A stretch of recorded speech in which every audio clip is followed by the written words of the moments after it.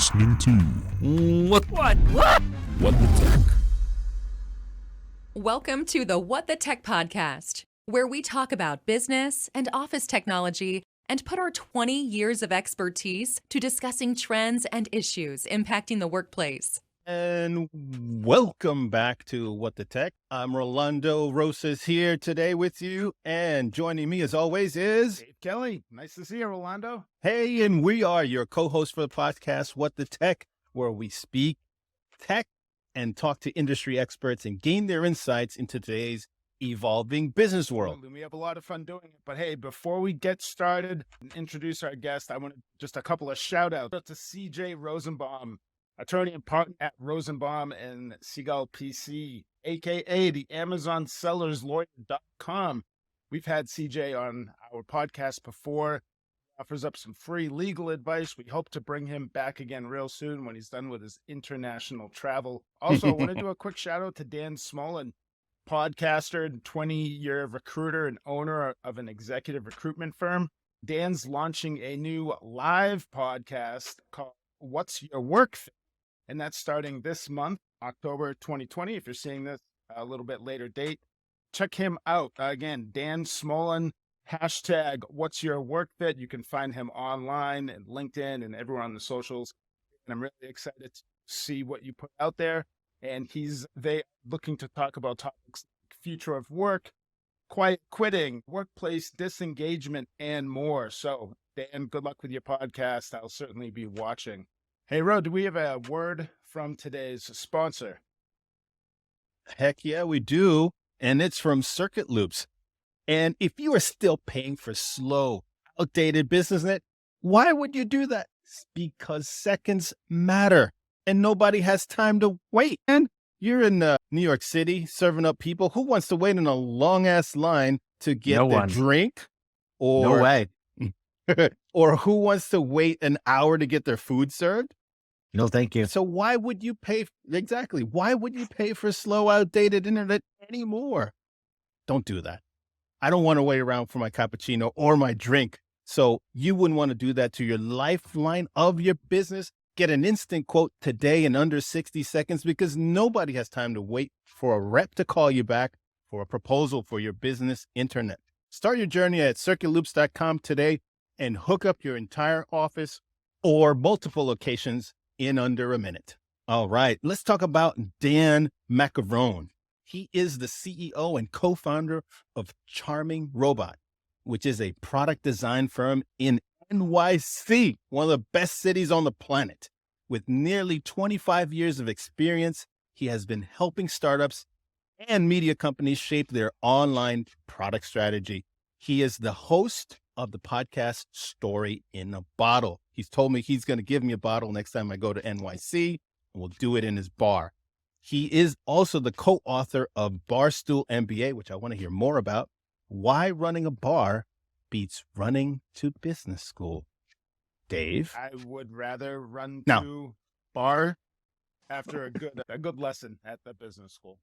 Yeah, absolutely. So let's welcome out of the green room, Dan. Dan, welcome to the podcast. Dan. Thank you so much for having me. Good to see you guys. Yes. Yeah. So where are you checking in from today?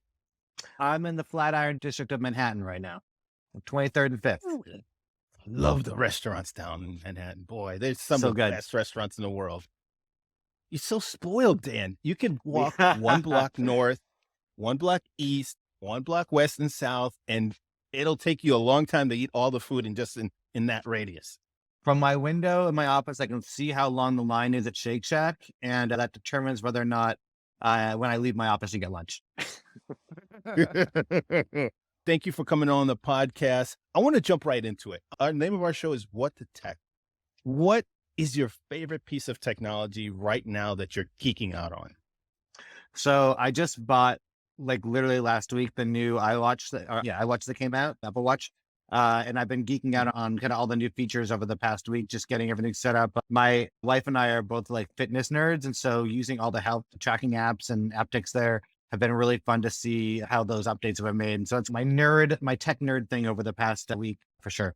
So not only you like, is it helping out? If we find that you're tracking your thing or your messages or It might be all that telling stuff? me things I don't want to know more than anything else, I think.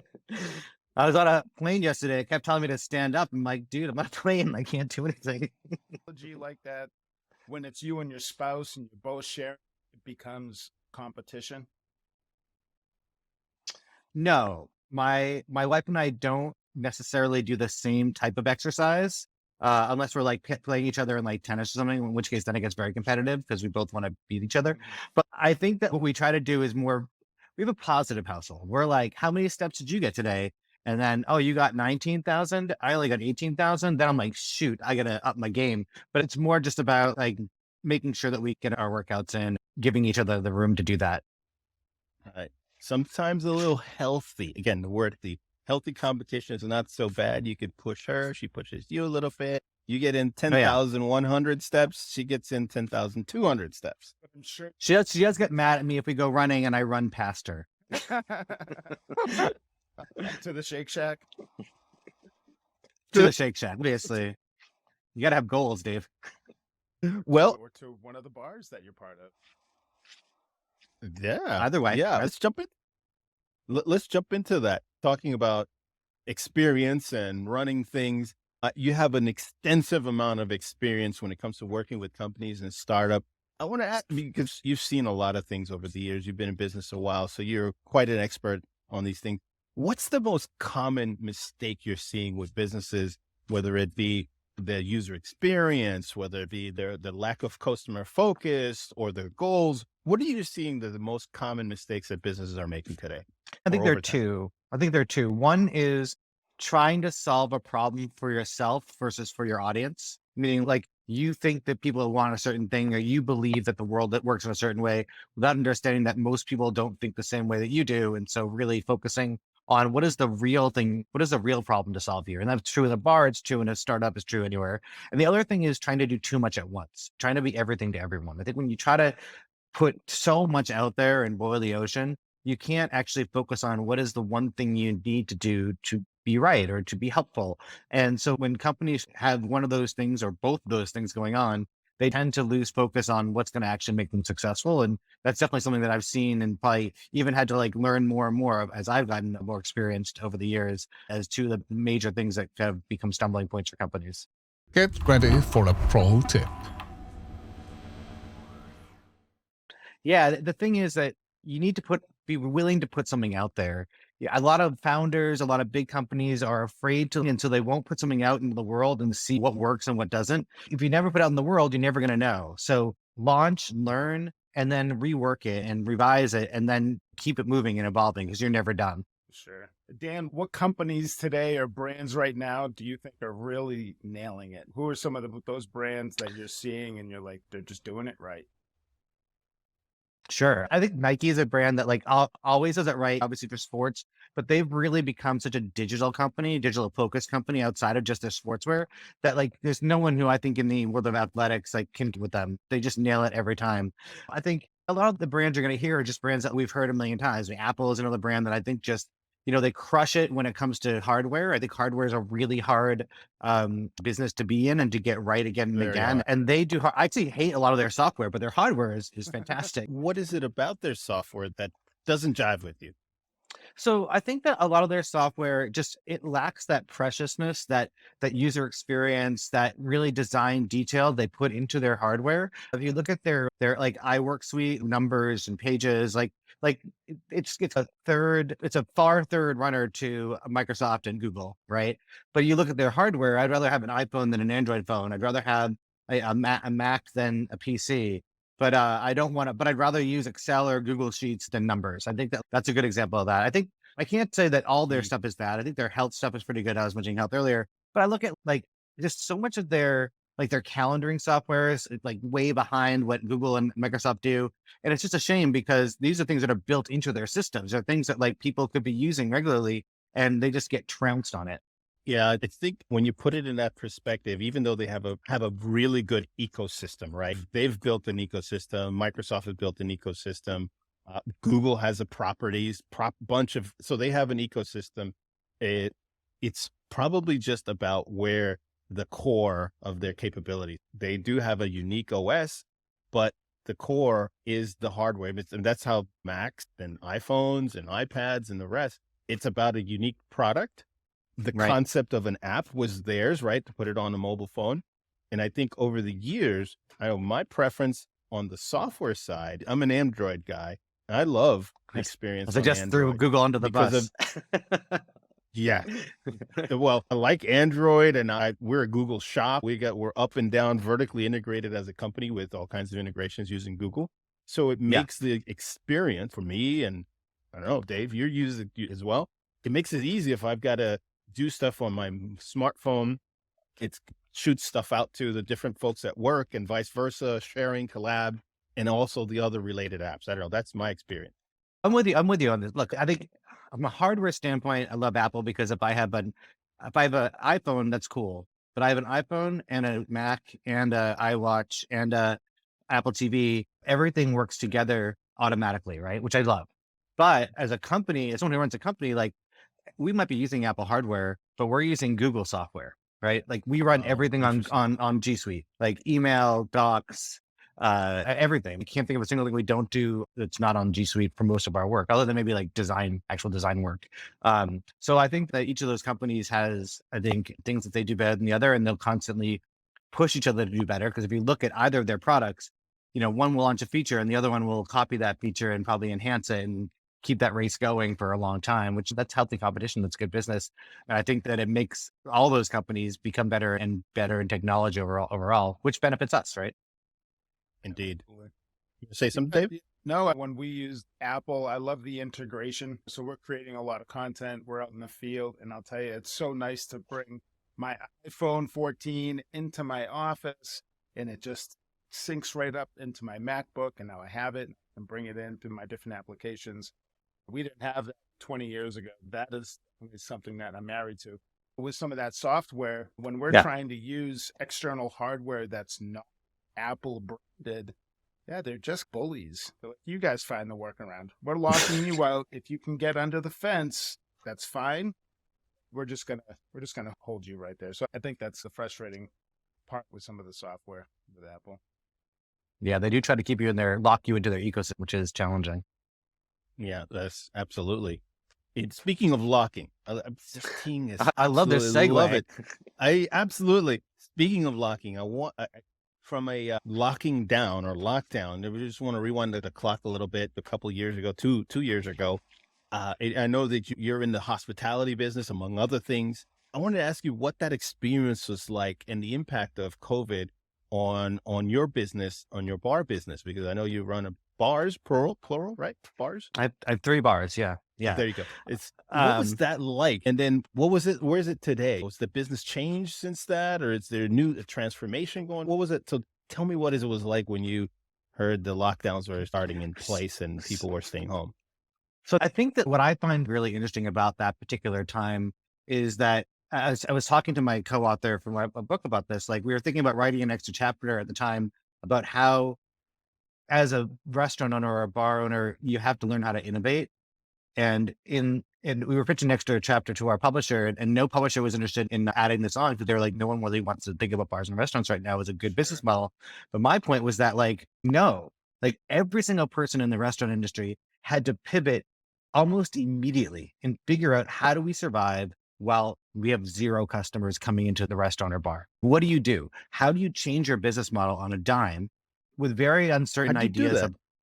So what a lot of restaurants did and what we did was, first of all, we immediately were able to create takeout cocktails, which was in New York. The idea of taking a drink out on the street was pretty illegal pre-pandemic. And it's not Vegas. Exactly. And the city was really good about letting the bars adapt to this. So basically every bar now had a takeout window, and you had food and you had drinks and you sold it, but you didn't just sell them by the glass.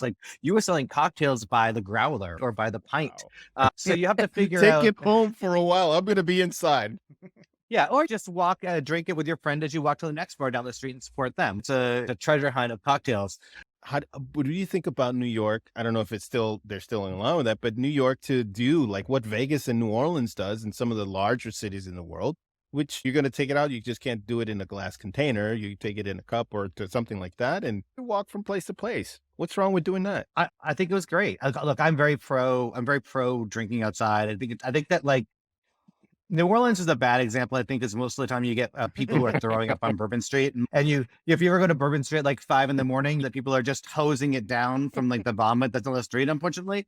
But I think in New York, what I found was that people are mature. People get drunk, whatever, but most people are pretty responsible. I think it created a camaraderie in the city to the point where not only were bars doing this, but bartenders, mixologists were going to like Central Park or Prospect Park, and they were making their own bottled cocktails they're selling and being entrepreneurs. And as a fellow entrepreneur, like I love the idea that people were creating businesses in the middle of Central Park just to entertain fellow New Yorkers. And the other thing that businesses had to do at the time was realize that, okay, so even when we can't have people outside, let's say you get to like June, July, August 2020, all of a sudden, not only you are a restaurant expert and a food and cocktail expert, but now you have to be into construction because everyone in New York built these outdoor facilities on the sidewalks. So you have a second structure that has to be weatherproof, that has to be car proof, right? You're driving down the street, you don't want your car is like crashing into your structure where your customers are.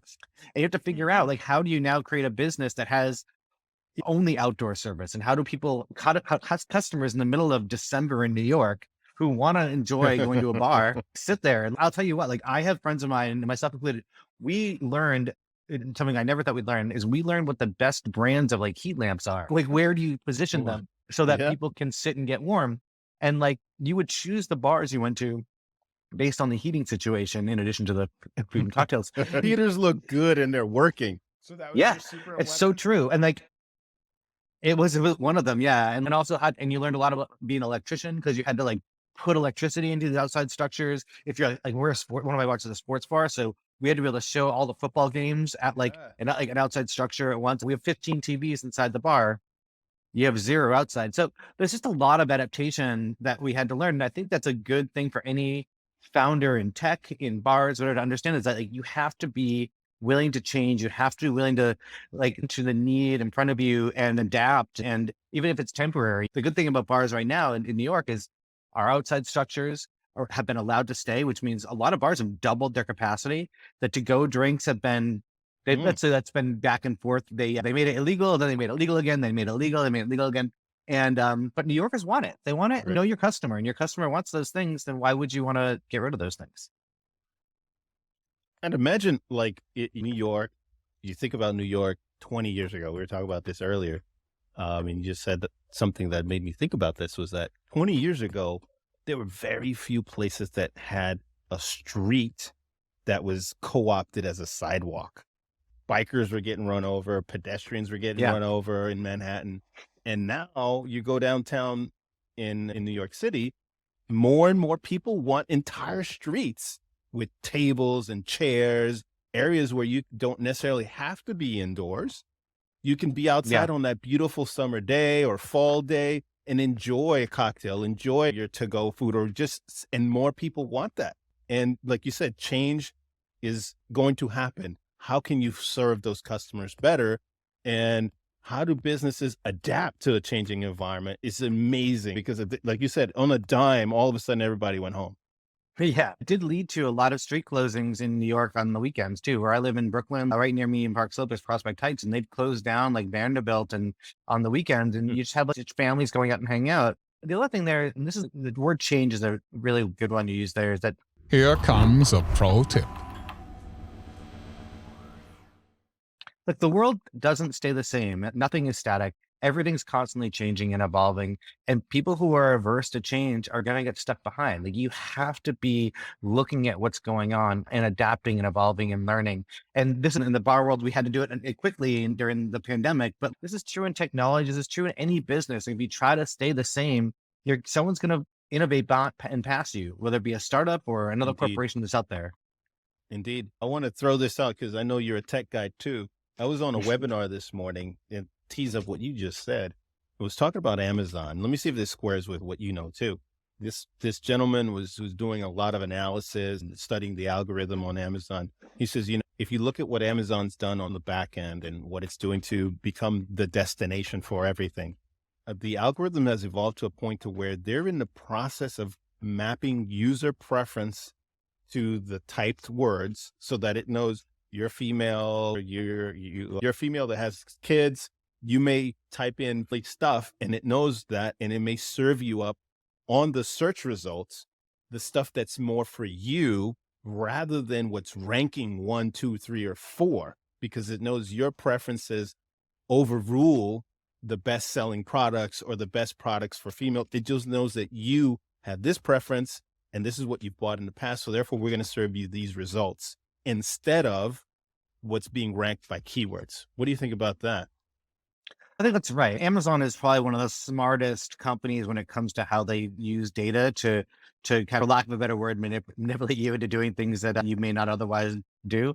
And I don't mean that in a bad way. It's, if I'm right, I think I'm right about the stat. I think they do something like 98 or 99 A/B tests per screen per day just to get to see what will optimize your buying proclivity. And so if you and me and Dave are looking at the same page on Amazon, it might look slightly similar, but they'll probably be, to your point, different things being served up to us or different little widgets being served up to us that would help us make decisions. But Amazon, like Amazon is one of the smartest companies when it comes to this. And they've been doing this for 24 years or so, 25 years. When one of the things that they did better than I think anyone else is understand when they need to evolve. So if you think about back to Amazon in 1998 or 99, just think about their navigation. If you remember back then was tabs, right? You had like books, DVDs, movie, whatever. So if you remember that, they started adding more and more things. So they had that layer of tabs, which I believe they tried to trademark, by the way, at the tab navigation, and they never succeeded in that. But yeah, but they had these this like row of tabs. They added more, and they had second row of tabs on top of that. Then they had third row of tabs on top of that, and it just got to be too much. And so they re-examined themselves. They said, no, we got to rethink this. So they went back to a simplified tab thing where they had like home. And then the next tab was the last thing that you looked at. So it would be like home books or home DVDs, whatever you, Dave, looked at for it. And then they had another tab that was all categories. And if you clicked on that, it was just this huge thing of all their categories. We were like, whoa, this is too much. So when they realized they had that much stuff, they changed again. They thought, how do we make a better navigation system for themselves? So they got rid of tabs altogether and created a side nav. And if you look at that's probably mid 2000s or early 2000s, you have like just category to category down the left-hand side. But eventually they had so many categories that you would scroll farther down the screen than you'd have on the homepage because there are so many categories to go through. Yeah. And that's when they went to just a search box. And if you think about it, and I talk about this a lot when I'm doing workshops on product design, like Amazon, like Google, like they've earned the right to just be a search box. And any product that thinks that they can start with that is wrong, because they imagine if Amazon on day one in 96, whenever they started, just was a search box. Just, what do you want to buy? People are like, I don't, and it's all books. What are you talking about? Like, they don't know what e-commerce is. They don't know. Yeah. They don't trust that the idea that you're going to buy and get this thing on the internet, like no one knows what it is. But 25 years in, they're like, yeah, we can be a search box because we sell everything and everyone knows that. That's true innovation. That's true evolution, rather. And I think that people have to remember that, like, they didn't start there, they got there. And when you're thinking about a company, like, where are you at and what can you earn and where do you want to get to? Just don't think you can just turn that switch or flip that switch and be there immediately. And now Amazon has become this massive online marketplace where Amazon can thrive and the SMB market and SMB sellers like Global Tech. I want to ask you a question about that, Dan. So talking about user experience here, when you have businesses that are relying on third-party platforms like Amazon to sell things, is there an opportunity to take unique UX strategies and apply them, or are they just locked into what that platform will allow? Have you ever dove into that at all? Yeah, I've done a lot of work in marketplaces, which is basically similar to what Amazon does. I think that there are a couple of challenges when it comes to this stuff. Generally, if you're Amazon and you have a pretty large customer base who may not themselves know that they're shopping on Amazon versus a small business or whatever, you want to keep that user experience fairly consistent so that people are relying on the tropes that they're most used to. And so trying to create unique experiences or like store-in-store experiences for businesses can be challenging. Now, that doesn't mean you can't do things that don't like separate that or differentiate those individual small businesses from each other. If you think about it in the offline world, you go to Bloomingdale's or you go to Dick's Sporting Goods, you have like store in store, right? You can go into Bloomingdale's and there's an area for Calvin Klein, there's an area for Ralph Lauren, there's an area for whoever. And those are slightly branded, but you're not really thinking you're not still in Bloomingdale's. You're just in the sub brand. And so the same thing is true digitally. Like actually, I did like Ralph Lauren is the company that started the whole store in store thing offline, probably like 45 years ago.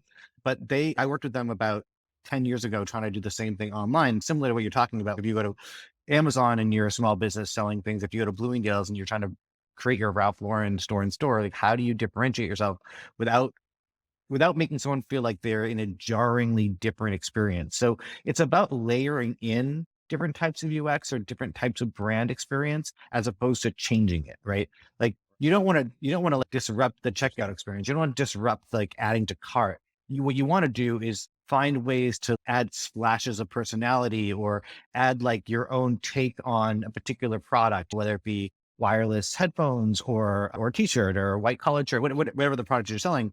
And so you figure out like, how do you editorialize around that? How do you as Amazon give your customers the ability to be a little bit dangerous, right? To be a little bit like in charge of how their stuff is displayed without changing the entire layout or changing the entire that a user needs to go through. Does that make sense? Absolutely. Absolutely. It makes sense to me. Amazon is not getting any smaller. They're certainly getting bigger. There's a lot of learning lessons, what they do, what they're not doing, things that they even exit out of. I just saw that they were discontinuing their Amazon Glow, which was like built for during the pandemic. It was for kids. It was like a little mini video conference player. Yeah. So that's gone. We're out of that business now. So that must be that was like a year. The They didn't sales even for have that it product. at all. They just announced it like a couple of days ago. That's it. They're that product. So they're getting out of it. So that change, talk about change. They're ones to kill things off fairly quickly when things aren't working, which is amazing. They'll, in this, as a seller, this happens quite a bit. They'll do something in beta. You think it's working and all of a sudden nope, we're not doing that anymore. We're going in this direction over here. And that is like constant right now. Every week they're adding something, they're taking away, they're modifying it. It really, I heard somebody recently say that the level of complexity as a seller on Amazon is increasing every year. We go back 10 years, every year. Mm-hmm. And so the number of sellers that are going to excel in that environment as complexity keeps growing are going to be fewer every year. So eventually you will see fewer competitors because it's so complex. Now you mentioned Google. I think about Google in the early 2000s. Google Ads was simple. Anybody could do it. You didn't need a special or a Google specialist to handle your Google Ads because it was simple. That's not the case anymore, right? You need a specialist if you're going to be in the Google Ads space and you're going to use that as a tool. You have to have somebody that's breathing it. Otherwise, it's too complex to just come in cold and start using it as a tool. For sure. Yeah. Same with social advertising, right? It used to be fairly easy and now it's so targeted. And so it's so challenging to figure out which even network to use. Never mind whether you choose Google Ads, you choose Facebook or Instagram or whatever. Like it's gotten so much more complex over the years. And in some ways that's good because it means there are more jobs for people to have in the world of advertising and marketing. I look at it, it's so funny you said that. I think about tech in this way, right? Years ago, when I first started in tech in the mid 90s, like you could do everything. I could be a designer and a developer and do UX, and I could probably project manage myself. And as time is, and I used to have the people who work for me who were doing UX design also be front-end developers because I was like, I want you to be able to think about how you're going to code this while you're doing, like today, no way would we do that. So you're designing for 7 different platforms. You have desktop, mobile, you have Android, you have iOS, you have so many different things. And then you also think about like what language are you developing in, and like you try to be what a lot of companies call unicorns. To me, is just a useless endeavor because you can never be like that skilled. It's like even in UX, I'm a generalist, so I do everything from strategy all the way down to like actually wireframes, whatever, in research.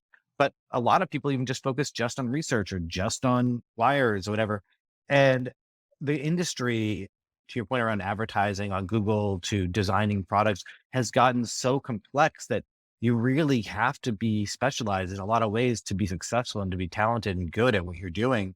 And that leads to being collaborative, right? You need to be talented and smart and good at what you're doing, but also be open to the fact that like you have 10 people around the table who all bring different sets of expertise. And it's really important to listen to those people to create something that's going to work. And that's true in hardware, that's true in software, that's true in advertising, that's true in Very anything true. you're making. Yep. And we think about that all the time in the stuff we're working on.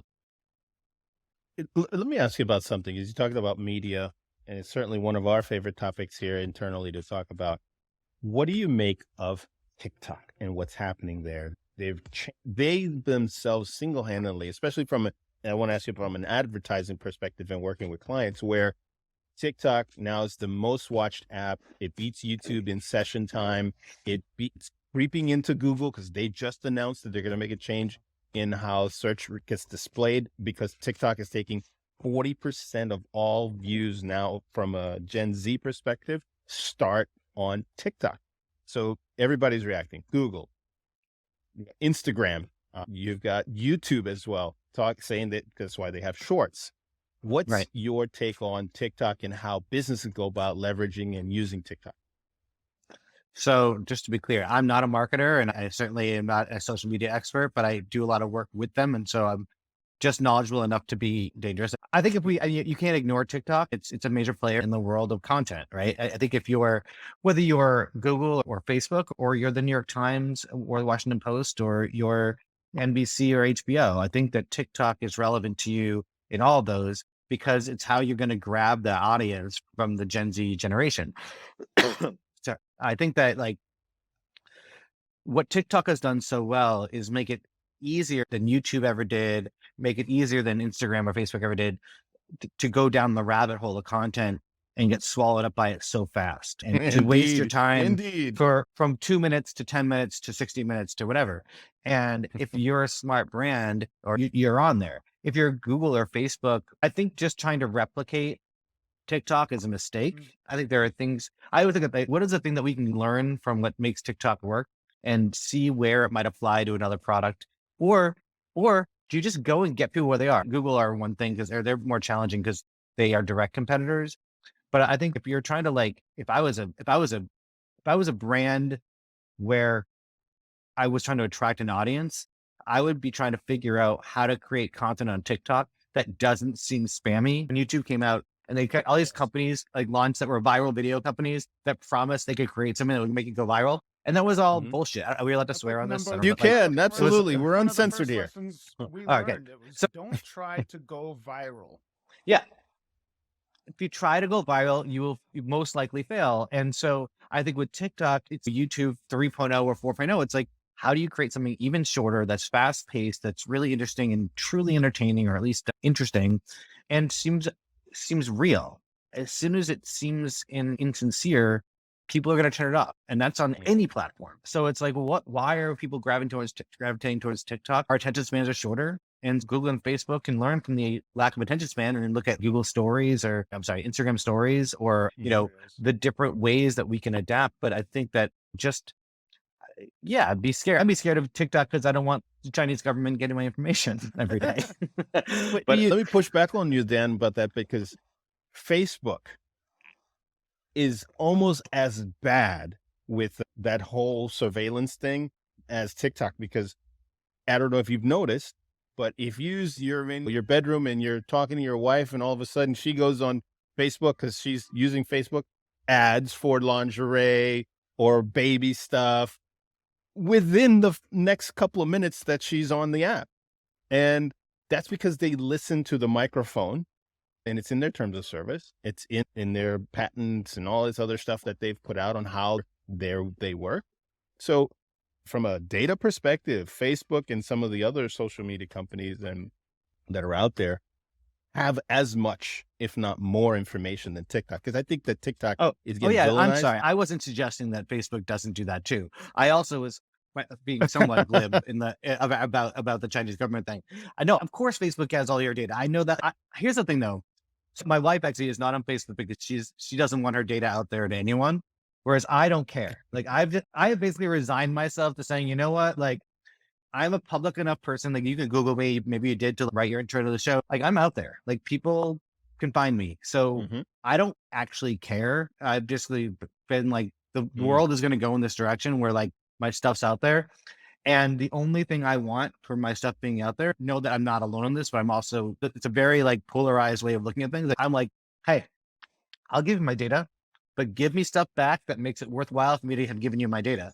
And some people are like, Love it. I don't Love want my it. data out there at all because I don't want people to know that much about me. I'm just like, who cares? Like, I think the world is better the more open we are. I'm very much in that kind of, I'm not an anarchy person, but I definitely believe in the idea of let's create products and services and things and using technology that better serve people and better serve the world. And if we can you do that by getting your data, then great. I understand that people have different privacy views, and I respect that. And as a designer, by the way, I take those into account. I just, in my own personal life, I just give my information out because I don't care. And I found that there's definitely those two types of people that are trying to be private, and then they realize that it was in the situation. I'm not on Facebook, not for any other reason than I'm just sharing my life out there. I didn't realize that my wife was putting all of our pictures out there. So as I'm sitting over here, I'm like, I'm not even online. She do realize that I've shared my entire life. And then I just came to grips about that. From the customer's standpoint, from the user's standpoint, what do they say? What do they say when the software is reading their mind? When you type in L and immediately it already knows what's coming out of your brain. Does that create a negative experience with a user? Like paranoia? In the research that I've done, it does not. Most people that I've talked to, and I did a bunch of user research this summer, so I think it's all fresh in my mind. Like most people are in the camp of predictive text is helpful because it generally gets them to where they need to go and people want to move fast. Most people also say, I think to Rolando, your point before about like, you talk about lingerie and the next thing is an ad for lingerie. I think most people are, whether they believe that Facebook or other companies are listening to you or not, they basically are like, yeah, it's weird, it's creepy, but it is what it is. What am I going to do? There's nothing I can do about it. Or I can just not be on Facebook like Dave, even though he's still a victim of the Facebook algorithm.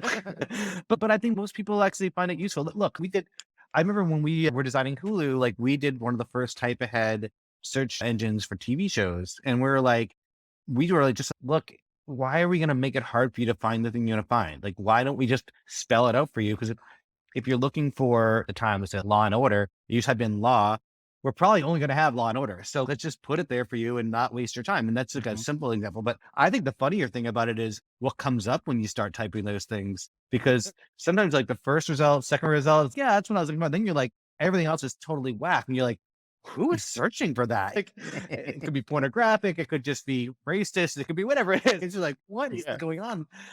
Which really, I think is an interesting study in anthropology, but that's. You guys want to play a game? Send a letter and we read the first three. I'm not on our Google search.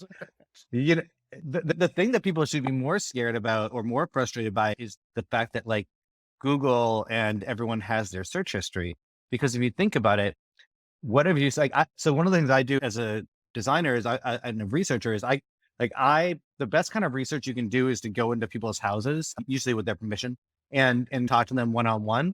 And sometimes like you'll be talking to them and you'll be like, oh, show me like what apps do you use on your phone, or let's take a look at some like sites you visited recently.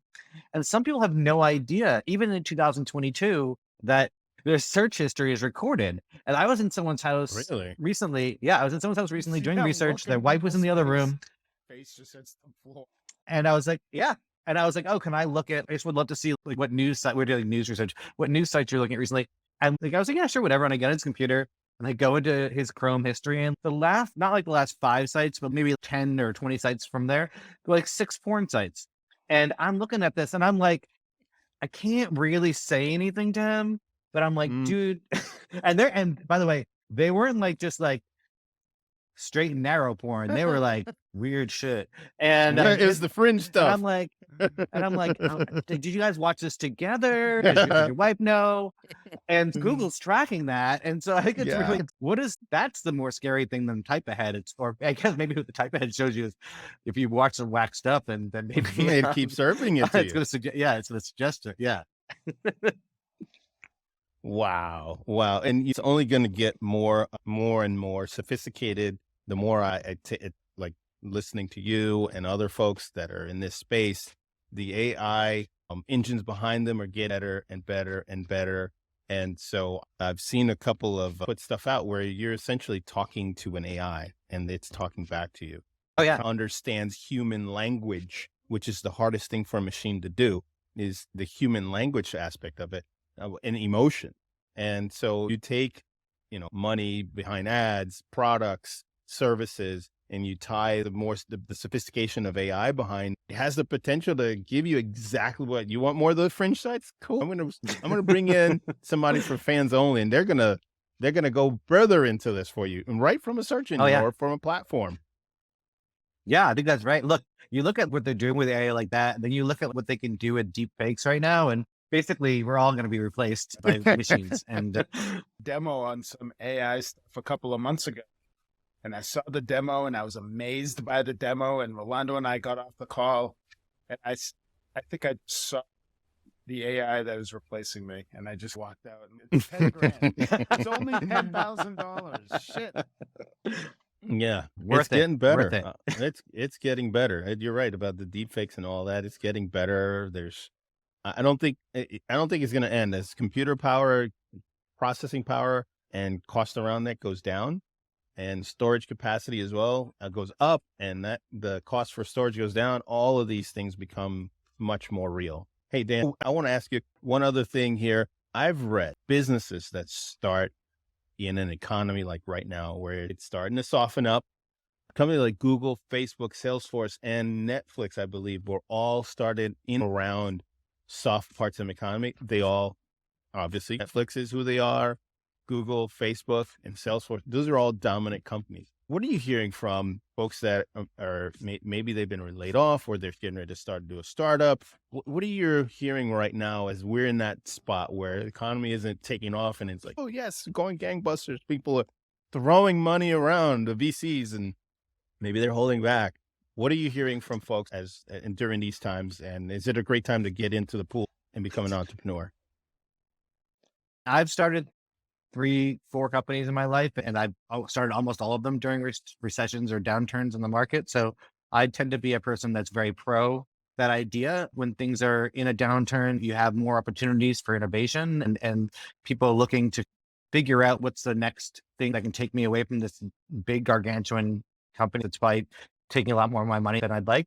So I think it's a good time for that. Certainly, look, I share my office with a very large venture fund, and I'm an investor in their venture fund. So their job is to write checks and find companies that to invest in. And you know what? Like the thing about venture is you have your fund is limited to a time period, right? So if you raise, whether it be $5 million or $100, you have to write checks over a 3-year period. So people are investing, and there is money to be raised. And I think it's really about what are the right problems that we're solving right now that need to be solved. So I am very pro entrepreneurship right now. I think that if you can figure out how you can actually solve a problem out there for a business or for a person, that can scale for it 100%. Absolutely. And applause for starting during the downturn. Listen, we're going to wrap this up. Dan, I know that you got to run. You got to jump on the train. Hey, listen, we've been talking with Dan Maccarone, CEO of Charming Robot and author of Barstool MBA, Why Running a Bar Beats Running to Business School.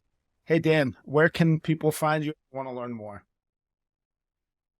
You can find me on Twitter at Dan Maccarone, Instagram at Dan Maccarone. You can email me, dan@charmingrobot.com. I'm pretty much out there on the internet. Don't be afraid to get in touch. Not hiding. Dan, thank you so much for joining us. We really do appreciate it. It was a great conversation. Thank you, guys. It's great chatting. Absolutely. Thanks for listening to What the Tech. Be sure to check out our other episodes featuring awesome tech and amazing guests. Find them on circuitloops.com or wherever you consume your favorite podcasts.